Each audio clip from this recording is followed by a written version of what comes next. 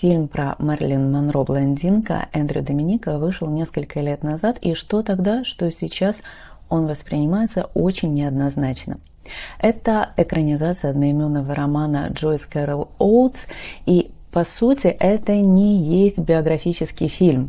То есть хронология событий жизни Мэрилин Монро здесь сохранена, однако здесь очень много фактов, на самом деле не подтвержденных и скорее раздутых, начиная от романа «Втроем» и заканчивая раздутым романом с Джоном Ф. Кеннеди, который на самом деле, по словам биографа Мэрилин Монро Дональда Спотта, длился максимум один уикенд.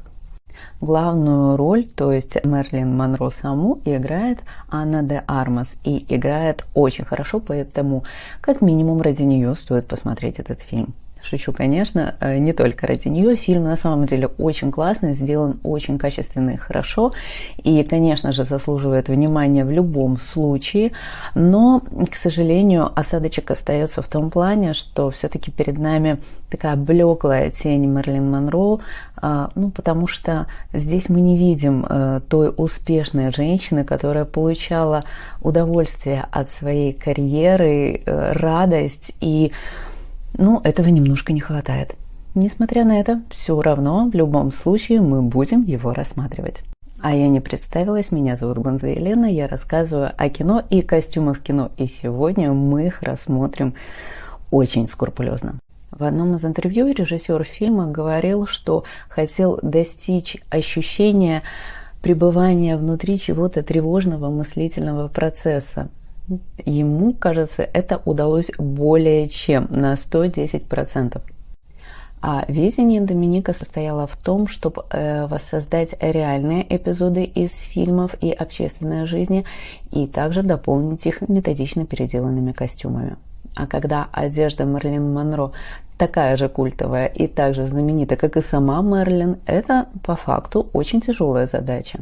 Художницей по костюмам этого фильма стала Дженнифер Джонсон, работа которой вы также могли видеть в фильмах «Бугония» 2025 года Йоргоса Лантимоса и его же фильма «Виды доброты» 2024 года, «Я, Тоня» 2017 года Крейга Гэллопси, «Начинающие» Майкла Милса.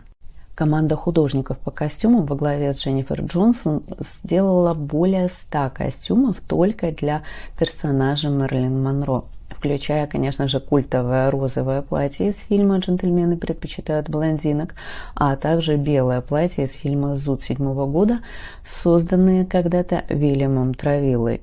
Кроме того, в фильме участвовало, если не ошибаюсь, около 2000 статистов, соответственно, их тоже надо было одеть, а весь подготовительный процесс занимал порядка 40-45 дней. Поскольку цель этого фильма была показать четкую грань между Мэрилин Монро, секс-бомбой, созданной киностудией, и нормой чувствительной художницей, Джонсон сосредоточилась на том, чтобы понять, как они отличались в плане одежды. Она говорила, что Норма по своей сути была минималисткой, и поэтому художница по костюмам сосредоточилась на том, чтобы найти какие-то архивные фотографии из частной жизни, чтобы понять, что могла бы носить персонаж Мэрилин Монро на самом деле. В ходе своего исследования Дженнифер Джонсон обнаружила, что Норма, то есть Мэрилин, подружилась с дизайнером Анной Кляйн, которая помогла ей разработать шикарный образ в виде черного гольфа и брюк капри, который на самом деле указывал на то, что Норма Джин – это серьезная женщина, серьезная артистка. И на самом деле так и было. Норма Джин была очень умна в плане бизнеса и в плане имиджа и хотела показать, что ее должны воспринимать серьезно. А по поводу костюмов, которые воспроизводят оригинальные дизайны, здесь особенность как будто подлинности их реальности и слияния с актрисой состоит в том, что на них потрачены часы ручного труда. Также затрачены часы примерок Анны Армас, подгонка этих костюмов, ощущение себя в них, что, конечно же, слило и Анну, и костюмы все воедино. Свой скрупулезный исследовательский процесс Дженнифер Джонсон начала с прочтения сценария режиссера и сценариста этого фильма Эндрю Доминика. А он готовился довольно давно и долго к этому проекту. Он потратил порядка 10 лет на поиск информации и на поиски финансирования. И когда он, наконец, пришел на свой долгожданный проект, у него с собой был PDF-файл, который состоял из 800 страниц. Этот визуальный документ по факту и сформировал облик всего фильма. Они распечатали этот PDF-файл во всех офисах. И, конечно же, после этого прочтения и изучения материалов Джонсон также засела за просмотр фильма с Мэрилин Монро, а после и в архивы, чтобы найти, как делались эти платья, как они правильно воссоздавались, потому что идея же была в том, чтобы сделать из них не просто костюмы, а сделать одежду, в которой Анна де Армас будет чувствовать себя естественно, и на экране мы будем видеть не воссозданные костюмы, а будем видеть настоящую одежду Мэрилин Монро. Кроме того, нужно было следить за тем, чтобы детали одежды соответствовали оригинальным дизайнам. Дополнительный пласт сложностей для художественного отдела заключался в том, что фильм частично снят как черно-белое кино, а частично в цвете. И художник по костюмам не всегда знала, в каком именно варианте будет сниматься тот или иной образ. А это сложно из-за того, что не всегда определенный оттенок может выглядеть хорошо. Часто некоторые цвета читаются плоско и грязно. Например, если вы помните, не так давно мы рассматривали фильм «Джеки». Ссылочку на эпизод я прикреплю выше. Так вот, там также воссоздавалась некоторая хроника, и в одних цветных сценах мы видим персонажа Джеки Кеннеди в красном костюме. Этот образ очень известен, но для того, чтобы правильно воссоздать тот черно-белый вариант, который был в хронике и который транслировался по телевизору, пришлось специально еще шить костюм розового цвета такого же дизайна. Когда мы смотрим этот фильм, периодически у нас возникает ощущение, что мы видим ожившие фотографии. Это не просто так, потому что когда снимались подобные сцены, рядом с монитором, рядом с камерой находился оригинальный снимок, и, конечно же, его пытались воссоздать, но, как говорила Джонсон, была дополнительная задача, ведь скопировать-то легко. Хотелось воссоздать дух того, что мы видим на этой фотографии, а также передать эмоциональный посыл. Тина Рассел Кервин, руководитель отдела макияжа, придумала образ Мэрилин Монро для Анны де Армас, и этот образ каждый раз воссоздавался на протяжении 3 часов. Кстати, она рассказывала, что стены в трейлере, который был сделан под гримерную, были увешаны фотографиями Мэрилин Монро, и также там находился телевизор, он был постоянно включенный, и по нему транслировались фильмы с участием Мэрилин Монро. Вы можете просто представить, насколько сильным было погружение в этот образ. И, наконец, мы переходим к обзору воссозданных культовых нарядов Мэрилин Монро и начнем с белого платья из фильма «Зуд» 2007 года. Оказалось, что это платье довольно-таки сложно было сделать. Изначально все казалось простым, пока дело не дошло до выкроек и до тех техник, которые сейчас уже не используются, например, плессировка вручную. После съемок фильма в одном из интервью Джонсон говорила, что не уверена, что режиссер знает, что она действительно шила это платье, так как было очень много копий, и чисто гипотетически можно было взять какую-нибудь из них, какой-нибудь костюмерный. Но отдел костюмов понял, что это платье воссоздавалось много раз, но оно воссоздавалось неправильно, а они хотели сделать дизайн идентичный тому, который делал Уильям Травилла. К Как говорила художница по костюмам, когда вы видите подобное платье на вечеринке, даже не догадывайтесь, насколько пышной должна быть юбка. Этот дизайн она воссоздавала вместе с модельером Хосе Белье, и для юбки она решила добавить больше ткани, более 40 метров ткани на нее ушло, и это еще все надо было впихнуть в лиф, а как вы помните, там целый кусок ткани просто обрамляет туловище. Сложность заключалась еще в том, что оно должно было быть пошито вручную, и каждый этот стежок занимал очень много времени, и очень много было часов затрачено на воспроизведение этого платья. Они еле успели его закончить вовремя, и платье несли на съемочную площадку, даже не проверив его вентилятором. Как вспоминала Дженнифер Джонсон, в любом фильме есть момент, когда ты понимаешь, что это может быть провал, но когда она увидела платье на большом экране, эту развивающуюся юбку, где виден каждый шовчик, она поняла, что все было сделано правильно, и эти усилия того стоили. Это платье считается одним из самых дорогих предметов одежды, проданных на аукционе. Оно было продано вместе с комиссией чуть больше, чем за $5,5 миллионов. И какое-то время оно было самым дорогим, пока его не переплюнули красные туфельки Дороти, которые ушли с молотка вместе с комиссией за $32,5 миллиона. Кстати, про фильм «Злая» и про эти туфельки в частности я рассказываю в эпизоде, здесь прикреплю на канале, если вы не видели.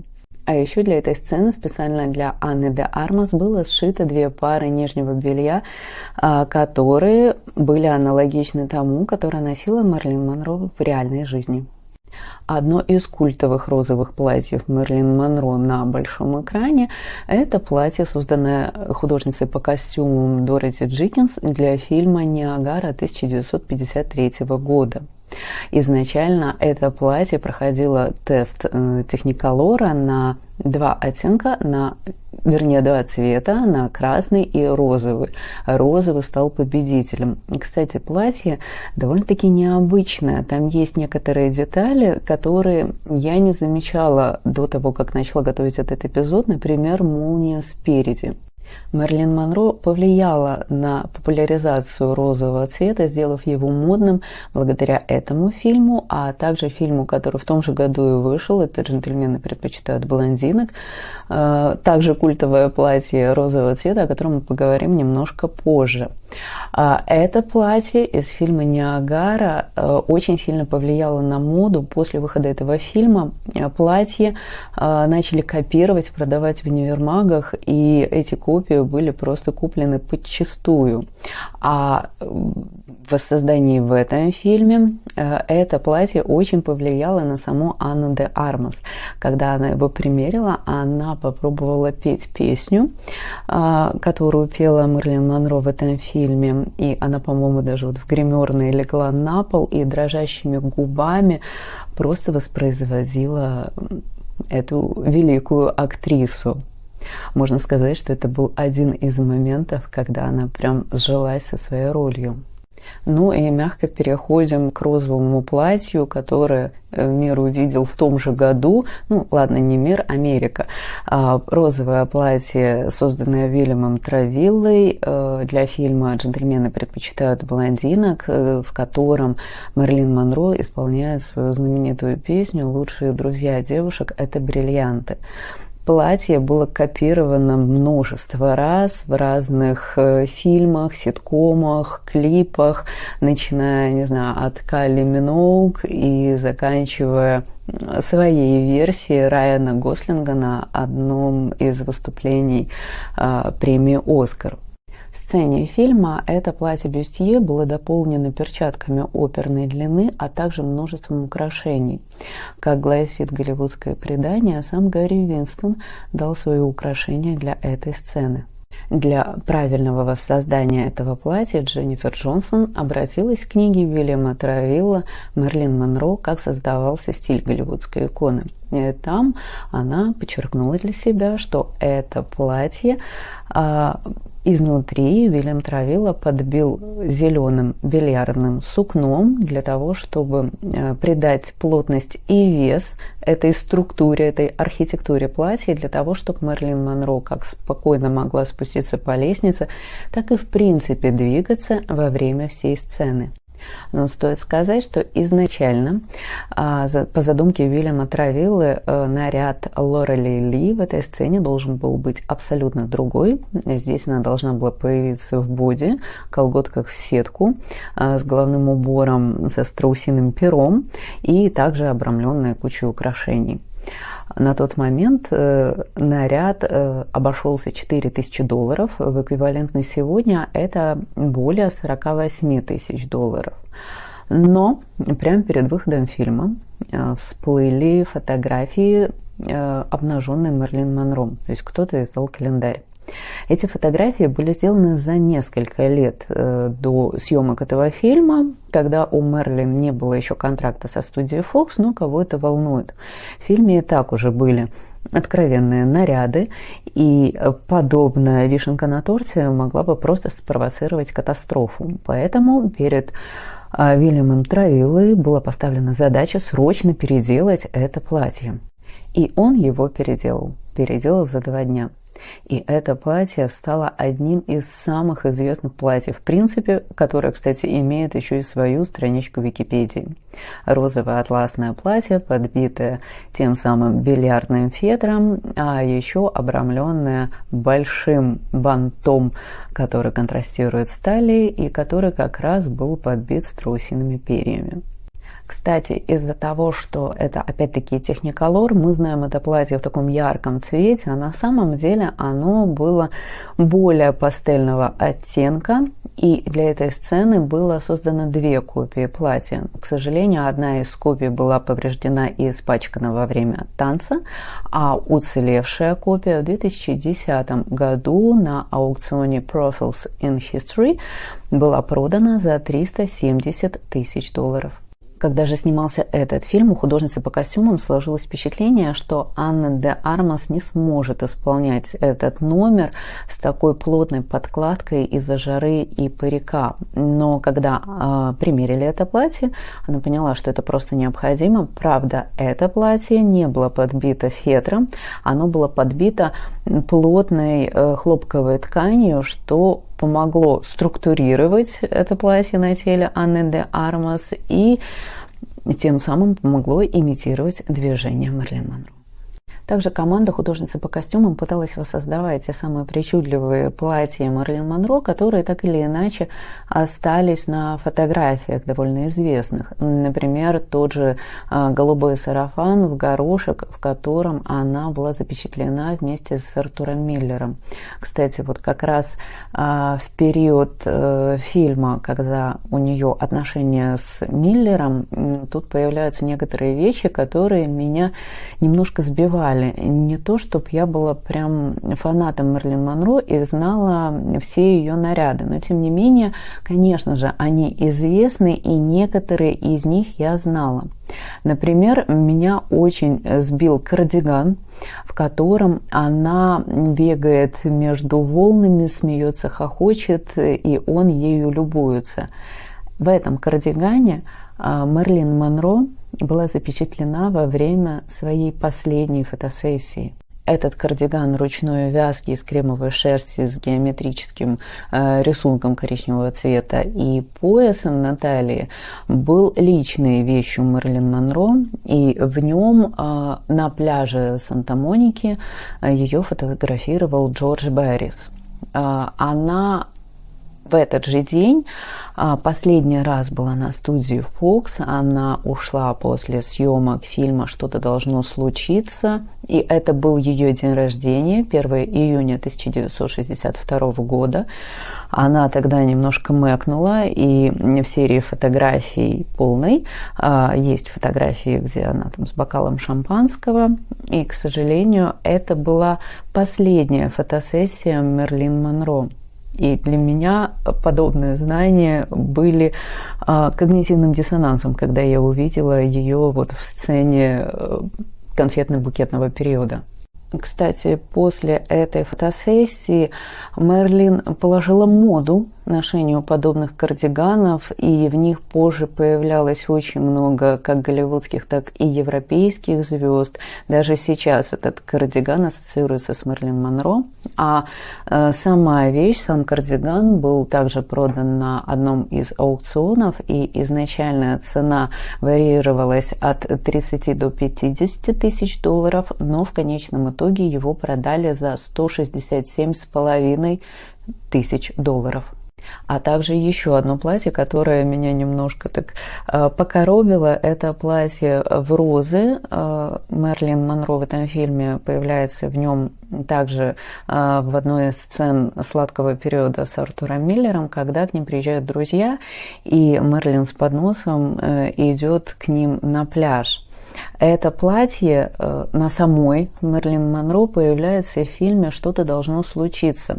Тот самый фильм, который так и не закончили, но кадры этого фильма можно найти в открытом доступе. Посмотрите обязательно. Это должен был быть очень хороший фильм, судя по всему. Изначально это платье разработал американский дизайнер Жан Луи. Оно, конечно же, красивое и яркое, и ясное дело, его хотелось ставить в фильм. Для этого нужно было воссоздать те самые розы, на что ассистенту Джонсон пришлось затратить немало усилий, так, чтобы они как-то правильно размещались на платье. Это доставило немало хлопот и даже немного нервировало отдел костюмов. Конечно, здесь есть масса и других вещей, которые мы ассоциативно вспоминаем, потому что, явно смотрели какие-то фильмы с Мэрилин. И, например, из фильма «В джазе только девушки» мы можем заметить Анну де Армас в аналогичной вышитой комбинации и в прозрачном халатике с меховой отделкой. Или в подобных других каких-то сценах, когда точно видим, точно знаем, что Мэрилин была в этом. И костюмы действительно воссоздавались с очень хорошей точностью. Но была, например, одна вещь винтажная. Я имею в виду винтажный норковый белый палантин. И когда Анна де Армас его надела, вся команда ходила за ней и следила, чтобы она его не испачкала ни шампанским, ни губной помадой, и чтобы даже жара ей не мешала. В принципе, из-за короткого подготовительного периода, полтора месяца, костюмы все были созданы в единственном экземпляре, и за каждым художественный отдел следил с тщательностью. Но этот палантин был под особым надзором. Также еще стоит отметить, что художница по костюмам получила обширный каталог аукциона Кристис, в котором были сфотографированы, а также документально описаны вещи из повседневного гардероба Мэрилин Монро. Кстати, если у вас иногда есть время, зайдите обязательно на сайт Кристис. Вообще, сайты аукционных домов, они открыты, и там очень много информации подобного рода. Там можно прочесть и про украшения, и про костюмы. Это своего рода такая бесплатная энциклопедия довольно-таки интересных, винтажных, дорогих и редких вещей. Так вот, там же она и увидела клетчатые штаны Мэрилин Монро, которые это очень любила. И эти штаны, изначально принадлежавшие компании Palace Costumes, стали прототипом как тех капри, которые мы видим в одной из сцен на Анне де Армас, так и прототипом всех других капри, которые носит героиня Мэрилин Монро на протяжении всего фильма. А сегодня, наверное, про этот фильм все. Но если вам интересна сама Мэрилин Монро и ее одежда, мы, конечно же, можем сделать выпуск отдельный про Мэрилин Монро как икону стиля. Пишите, пожалуйста, в комментариях, если вам нравится эта идея. Если будет активность, я, конечно же, его подготовлю. А сейчас вас просто благодарю за то, что слушали, смотрели. Надеюсь, было интересно. Оставайтесь, подписывайтесь, и в следующий раз снова будем смотреть что-то интересное. Спасибо и пока.